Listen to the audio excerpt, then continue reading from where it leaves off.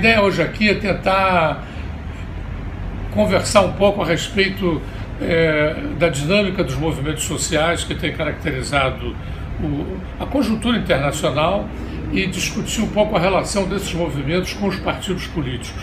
Nós temos feito aqui regularmente resenhas a respeito dos movimentos sociais no Chile, na Argélia, no Iraque, na França.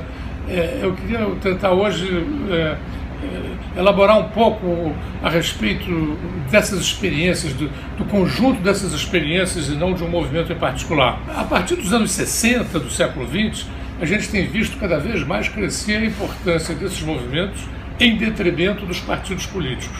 Os partidos políticos vão se tornando cada vez menos aptos a vanguardear as lutas políticas, a canalizar os anseios da sociedade, permanecem como estruturas burocráticas e institucionais importantes, não é? São eles os únicos que podem participar do jogo eleitoral, e o jogo eleitoral conserva uma importância grande, porém, como vetores das demandas da sociedade, eles têm caído muito de umas décadas para cá. E, ao contrário, os movimentos vêm surgindo como alternativa.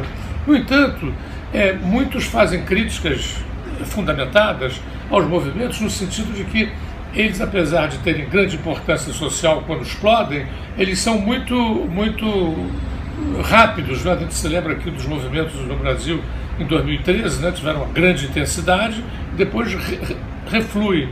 Então, tivemos o movimento lá do Occupy Wall Street, que, embora de menos intensidade, teve uma grande mídia, né?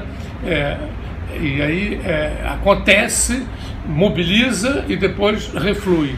Então, há uma crítica relativamente fundamentada à tradição desses movimentos, de que eles são muito interessantes, abalam a sociedade, porém, como, por exemplo, fala-se também da Primavera Árabe, né, em 2011, grandes movimentos sociais que, afinal, refluíram. Então, até que ponto eles poderiam ser considerados vetores importantes para a reflexão, se eles têm esse movimento de zigue-zague, né? O que eu quero chamar a atenção para vocês é que, de uns anos para cá, esses movimentos eles têm adquirido uma dinâmica nova, né? Eles não têm sido mais desse tipo, explosivos, explodem e grande intensidade e depois desaparecem. Ao contrário, o que os tem caracterizado, se a gente olha, por exemplo, o movimento dos coletes amarelos na França, se a gente olha o movimento no Chile, na Argélia, no próprio Iraque, o que a gente vai notando é que, ao contrário de umas décadas atrás, a marca deles tem começado a ser a da permanência, né?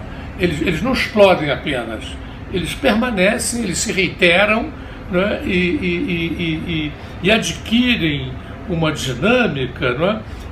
Que é muito diferente da dinâmica dos partidos, que é uma dinâmica muito ali presa nos calendários eleitorais, não é?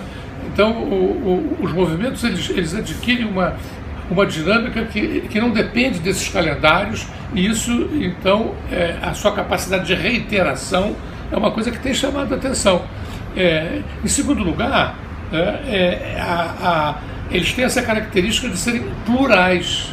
Os partidos políticos, pela sua própria natureza, eles tendem muito a compartimentar, né? A exprimir apenas uma tendência ou os valores ou o programa de uma família política, enquanto que os movimentos eles têm essa capacidade, eles têm demonstrado essa capacidade de pluralismo, né? O que os enriquece muito, porque favorece o debate, favorece a elaboração múltipla, os questionamentos, né? Então, isso tem feito que eles se destaquem na conjuntura internacional recente. E, finalmente, um terceiro aspecto que eu queria levantar, que tem sido muito a marca desses movimentos mais recentes, é o seu caráter político. No momento anterior, dos movimentos explosivos, eles sequer às vezes era possível distinguir o que esses movimentos queriam, não é? Agora não.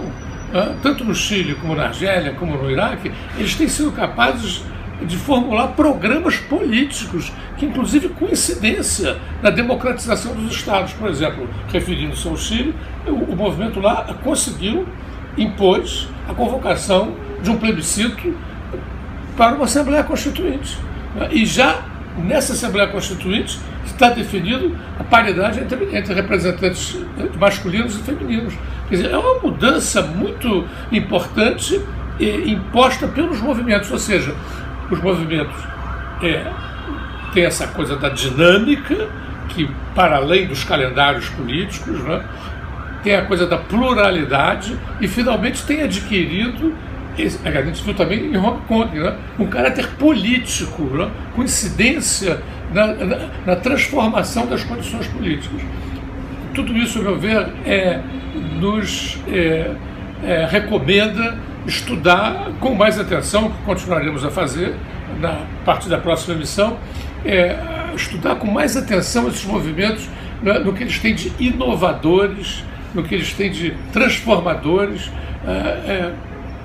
e talvez seja realmente necessário começar a fazer evoluir a nossa atenção, sem perder de vista os partidos políticos, que seguem sendo instrumentos importantes de divulgação, de discussão e de defesa de programas políticos.